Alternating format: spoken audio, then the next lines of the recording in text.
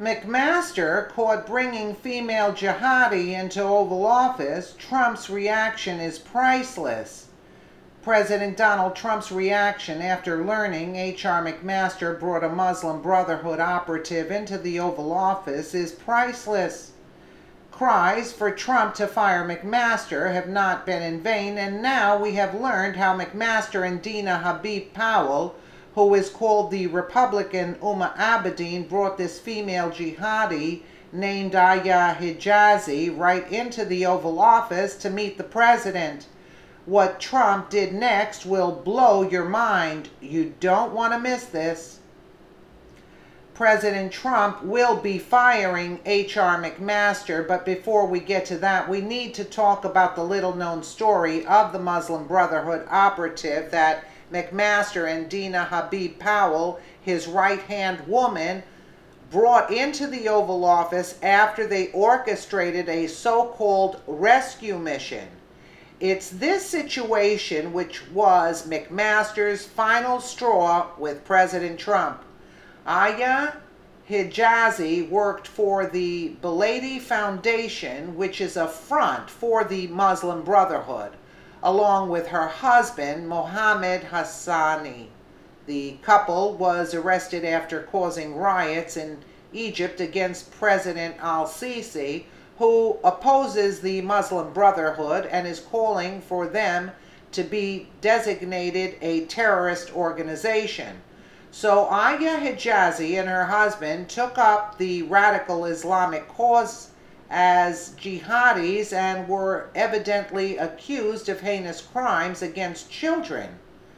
The group was eventually charged on 7 counts, including operating unlicensed organizations, inciting street children to join pro-Muslim Brotherhood protests, and sexually assaulting minors, according to Jihad Watch.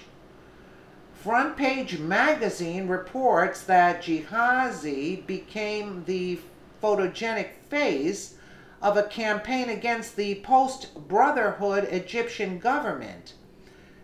Photos show her reading Oprah's favorite author, Maya Angelou, "I Know Why the Caged Bird Sings," behind bars.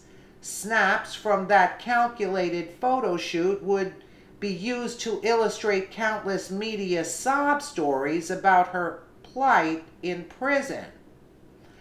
That brings us back to Mcmaster and Dina Habib Powell, an Egyptian-born Muslim herself. They orchestrated for Hijazi's release and brought her into the Oval Office for a photo op with President Trump. The freed Muslim Brotherhood operative alleges a conversation with Trump that she then relayed to PBS, making it look like she was schooling Trump on the Muslim Brotherhood being the good guys. In a PBS interview, Aya Hijazi challenged President Trump's praise for Egypt's leader. She accused him of keeping thousands of wrongly imprisoned people in prison.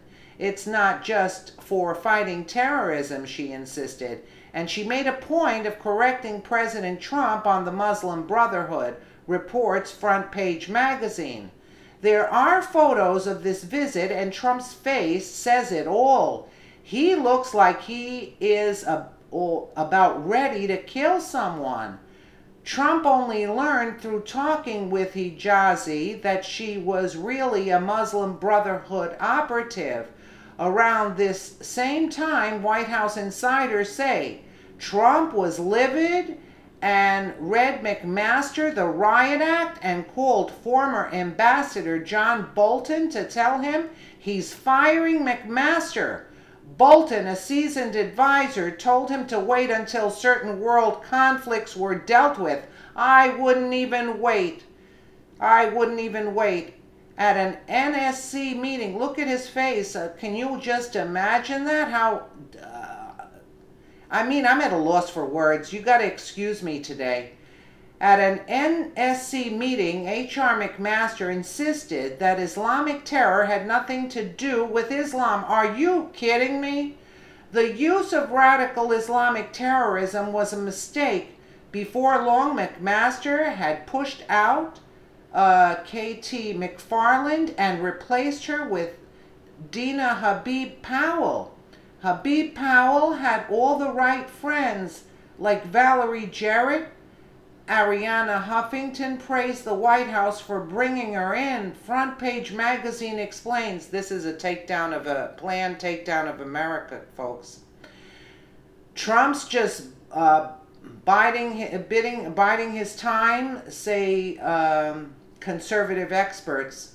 The minute this North Korea thing is cleared up, you can bet Trump will fire Mcmaster. The word is he will send him to Afghanistan if he's lucky.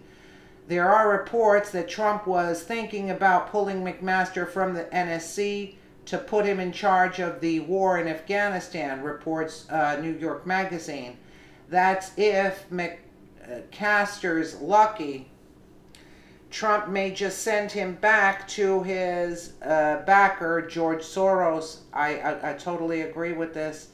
Mcmaster has become a pariah to Trump supporters after he fired 7 pro-Trump loyalists from the NSC for no reason.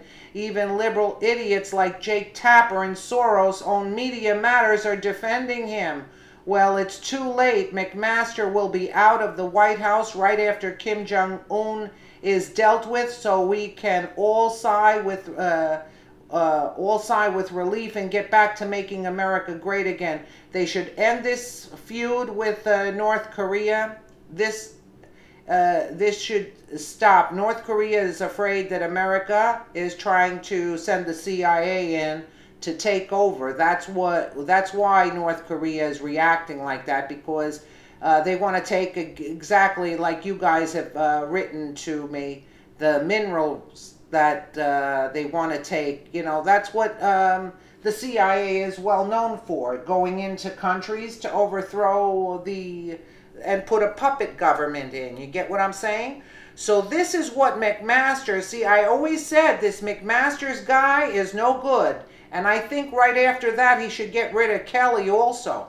I don't like Kelly and I don't like Mcmaster. And again, you guys were right. Even Ivanka has to stay out of this. And if they don't like it, we voted for Trump here. And this Mcmaster is a Soros operative. And Soros, this is what, you know, this is a big problem, guys. I'm so concerned about this because this does not look good. Again, like I said, the tentacles of the octopus have infiltrated.